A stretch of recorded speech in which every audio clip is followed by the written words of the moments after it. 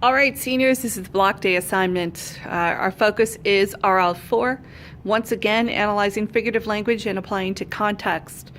Students should be able to understand figurative language in poetry.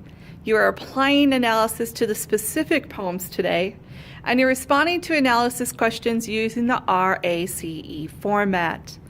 I'm going to remind you of what the RACE format is so you don't forget it. RACE format is R, respond to questions using parts of the question in your answer. A, answering the question.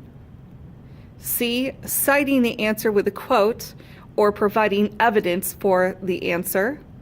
And E, explaining the connection of the citation to the answer.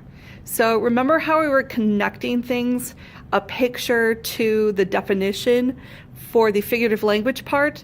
We are essentially connecting our answer to our evidence.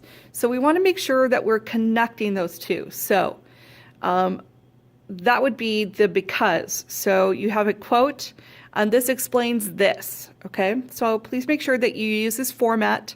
I've also written it down in the assignment.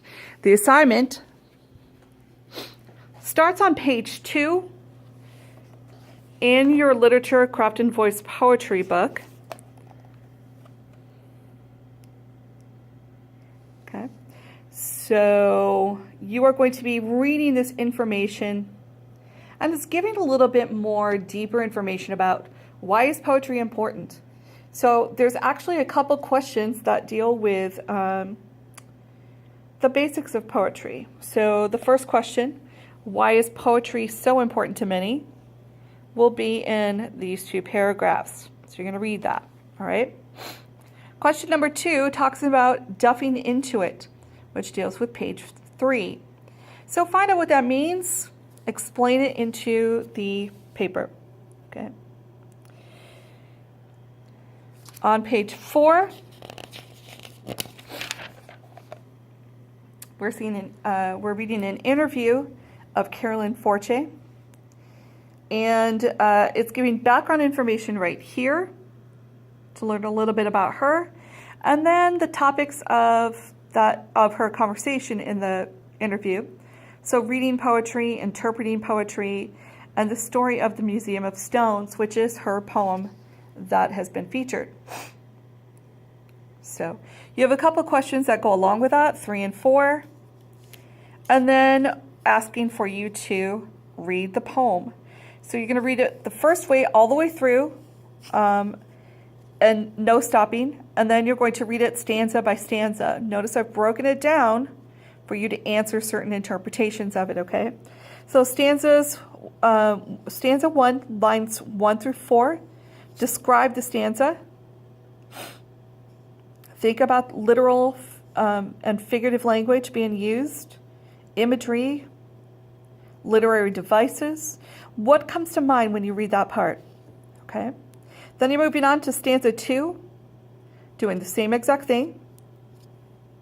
And then the rest of the poem.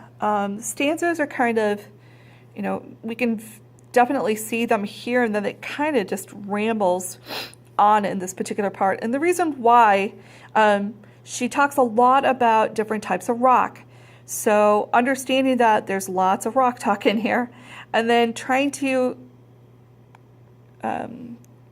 extract information in the other parts that are not about rocks, and truly trying to understand what she's talking about. Okay. So that is the first side.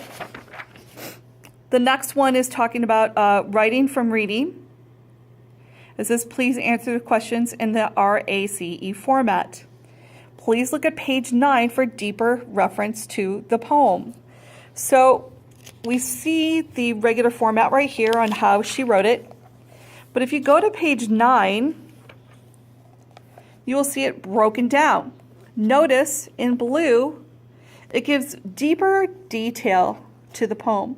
So you might actually want to read this part when you're doing the first initial questions, okay? Although you might have to use the reference of the breakdown of the lines. So you might have to go back and forth, okay? So with summarizing, we're going back to the questions that are actually on page 6. Okay. Now, notice that I did not choose all of the questions, just 1, 2, 3, 5, and 7.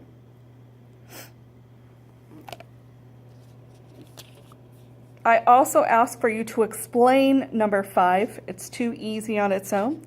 So I want you to really explain your understanding of that. After that, we're going into 3 other poems. I have the page numbers for them. So, for instance, the first one is on page 42. We have one on 44 and 45. Okay? So we're going to go to 42.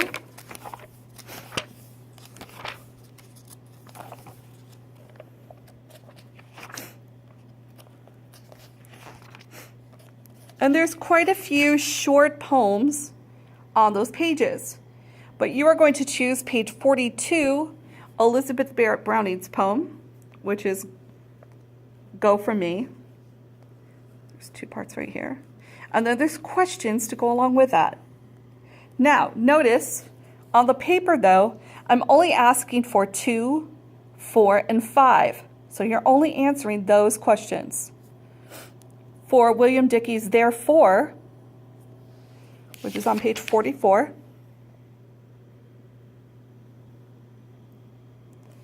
I'm asking for questions 1, 2, and 3 to be answered. And then Adrienne Rich's Living in Sin, which is kind of cute and sometimes very dark. I want you to answer questions 1, 2, 3, 5, and 6. Okay? All right, so this is independent work.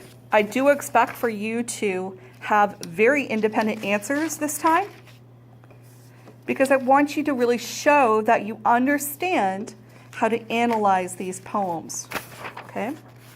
So that is it for your block assignment.